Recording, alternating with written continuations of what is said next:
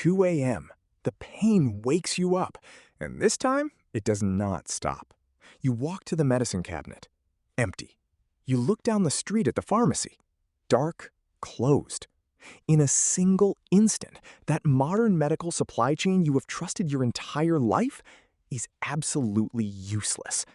But right outside your window, pushing its way through a crack in the driveway, stands a tall, spiky weed. You probably spent all summer spraying Roundup on it, trying to kill it. Completely unaware that this exact plant was once documented as one of the most important pain relievers in North America. They called it wild lettuce, the poor man's opium. 150 years ago, this plant lived in the leather bag of nearly every physician in the country. Ancient medicine revered it. Modern science engineered it out of existence. They cannot both be right. And the explanation for why a 2,000-year-old remedy disappeared from official medicine in less than a decade is a question the industry has never offered a satisfying answer to. We are going to answer it today. But to understand what actually happened, we have to go back to a moment when the entire American medical system ran completely dry, and blood was pouring into the soil of the battlefield. The year is 1862. The Civil War is tearing the nation apart. A Union naval blockade has completely strangled the South. In the Confederate field hospitals, medical supplies are exhausted. Morphine, the only real painkiller they had, has become more expensive than gold. And then it simply ceases to exist. Picture a field surgeon working in those conditions. No time, no patience for folklore, no room for error. He is standing in a tent filled with shattered men, and he needs something that actually works. What he reached for was wild lettuce. He sent foragers out into the fields, not to fight, but to harvest. They were collecting a tall, spiky weed, snapping the stems, watching the thick white sap bleed out slowly into their hands. That milky latex is called Lactucarium. What came back from those field reports was not poetry. It was clinical observation under the most brutal conditions imaginable. The sap was prepared, administered, and it worked. Not perfectly, not like morphine, but well enough that men survived the night. And here is what they do not teach you. This was not desperate folklore. The United States Pharmacopeia, the official gold standard of American medicine, does not list things by accident. And wild lettuce was listed right there in its pages, all the way until 1939. Used by licensed physicians for decades. That is not a rumor. That is a documented, government-recognized medicine. But go back even further. The Ebers Papyrus, 15 meters of ancient Egyptian medical records, meticulously documented its use around 1550 BC. The Greek physician Dioscorides, writing in the 1st century AD, recorded its sedative and pain-relieving properties with the same clinical precision we expect from researchers today. Think about that for a moment. Thousands of years. Egypt, Greece, Rome, then America. Soldiers, surgeons, scholars, all of them independently arriving at the same conclusion about the same plant. This is not a weed. This is one of the most historically validated medicinal plants on Earth. The question is not whether it works. History already answered that. The real question is, why did something with that kind of track record simply vanish from every pharmacy shelf by the time your parents were born? To answer that, you first have to understand what modern painkillers actually do to your body. Today, the system relies on brute force. Think of synthetic opioids as a narcotic hammer. When you take them, they do not just quiet the pain, they demolish the entire signal. They flood your brain's receptors so completely that your whole nervous system gets hijacked. The pain stops, yes, but so does your judgment, your clarity, your sense of self. And then your brain begins rewiring itself to need that hammer every single day. That is not pain relief. That is a trade. Now picture something entirely different. Not a hammer, a switch. A simple, clean, biological off switch. That is what wild lettuce does. When you break the stem of this plant, a thick white latex bleeds out, slowly, like the plant is breathing. Inside that sap are two compounds, Lactucin and Lactucopicrin. And here is what makes them remarkable. This plant contains absolutely no opiates. It doesn't bind to the same receptors that get you high. Instead, these molecules travel to your central nervous system, and they quietly dim the pain signal. No massive flood, no overwhelming high, no hijacking. You stay you, just without the pain. And unlike its synthetic replacements, the historical record across multiple cultures and centuries contains no documented pattern of dependency. So if the record is this consistent, why is it not sitting in a plastic bottle on your pharmacy shelf right now? Here is the unstable secret of wild lettuce, and it is the key to its sudden disappearance. Lactucin and Lactucopicrin are extraordinarily fragile. They begin breaking down the moment they are exposed to oxygen and time. Nature did not design them to sit in a warehouse for 18 months under fluorescent lights.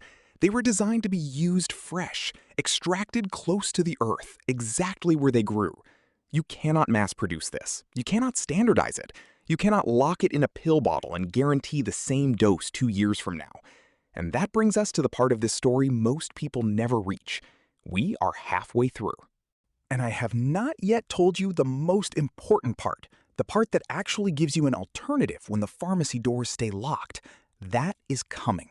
But first, you need to see the invisible mechanism that erased this plant from history, because it was not a ban, it was not a secret memo, it was something far more ruthless than either of those. It was paperwork. In 1941, a regulatory amendment shifted the entire philosophy of American medicine.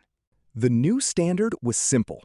Every single batch of medicine sold in this country had to contain a precisely identical dose, 100% consistent every time. On paper, this sounds like safety. In reality, it was a quiet death sentence for every medicinal plant in America. Because a wild lettuce plant growing in the dry soil of Texas will have a different concentration of Lactucin than one growing in the damp clay of Ohio. The soil composition, the rainfall, the altitude, they all change the chemistry. That is not a flaw. That is how nature works. That is actually the sophistication of it. But under the new standard, that natural variation became a legal liability. Overnight, every medicinal herb became unregulatable, unstandardizable, and therefore unsellable as medicine. It was not a ban. It was a bureaucratic death sentence dressed as consumer protection. And then there is the patent problem. Pharmaceutical companies do not fund clinical trials out of generosity. A single trial costs hundreds of millions of dollars. You only spend that money if you can own the result, patent the molecule, control the supply chain, charge whatever the market will bear. You cannot patent a weed. You cannot own something that grows freely in 47 states, reseeds itself every autumn, and asks nothing from you. No patent means no profit. No profit means no research. No research means no legitimacy. The plant does not disappear because it failed. It disappears because it was never allowed to compete. And here is where it becomes something you should sit with. Today, millions of people drive to the hardware store and spend their own money on chemical herbicides. They spray synthetic poison, a compound the World Health Organization has classified as a probable human carcinogen, all over their yards, to kill a free, historically documented pain reliever, to protect a sterile, biologically useless patch of decorative grass. We have been conditioned to poison the cure, to make room for the disease. The modern medical system did not eliminate the risk of pain. It reorganized that risk, moved it around, packaged it differently, so the risk stays with you and the profit stays with them. That is not healthcare. That is a business model. Now, before you take a single step outside, we need to talk about the trap that ruins everything. There is an impostor. It will not hurt you, but that is almost worse. It is called sow thistle. Same height, same general shape, same milky sap when you break the stem. And here is why this matters. Imagine spending 6 weeks harvesting, processing, waiting. You do everything right. Then, one night, the pain hits. You reach for your tincture. You take it. And nothing happens. What do you conclude? That herbal medicine is a scam, that the internet lied to you, that you should have just gone to the pharmacy. That is not a mistake. That is a system winning. So we do not guess, we verify every single time. 3-point master identity check. Point 1, the warrior's spine. Flip the leaf over, run your bare thumb along the central vein on the underside. Wild lettuce has a distinct row of stiff, sharp spines running right down that midrib. You will feel them. Small, deliberate, unmistakable. If that vein is completely smooth, put the plant down and walk away. Point 2. The white blood. Snap the stem. Clean break, mid-stalk. Watch what comes out. Real wild lettuce bleeds. Thick, opaque, white latex that clings to your skin like rubber cement. Hold it close. The smell should hit you immediately. Bitter, sharp, deeply medicinal. If what comes out is thin, watery, or odorless, that is not your plant. Point 3. The golden window. Timing is everything. Do not harvest young leaves in early spring. You wait for the bolting phase, the moment the central stalk shoots upward and the plant begins to flower. That is when Lactucin concentration peaks inside the stem. The plant tells you when it is ready. You learn to read it. Once you have the right plant, you move immediately because oxygen is already working against you. The traditional method is a whole plant tincture. Chop the fresh stems, leaves, and flowering tops. Pack them tightly into a clean, dark glass jar. Cover completely with high-proof alcohol. 80 proof minimum, 95% grain alcohol preferred. Seal it. Store it in a cool, dark place for 4 to 6 weeks, shaking once daily. When you strain it, what remains in that bottle is stable, preserved, and ready. Let me be completely clear about what this is and what it is not. This is foundational survival knowledge, a backup for when the grid fails, when the supply chain snaps, when the cabinet is empty at 2 in the morning. It is medical history, not medical advice. It is not a replacement for emergency care, and it should never be used during pregnancy. Respect the dose the way you respect the plant. Start low, observe. Nature rewards patience, not recklessness. Remember that empty medicine cabinet? It no longer has to be a moment of panic. So the next time you walk past something growing through a crack in the sidewalk, something the world told you was worthless, stop. Flip the leaf over. Feel the warrior's spine. Look at the white sap bleeding from the stem. That is not a weed. That is a silent sentinel. It has been standing there, waiting, long before any of us were born. The choice of what you rely on when the lights go out is entirely yours.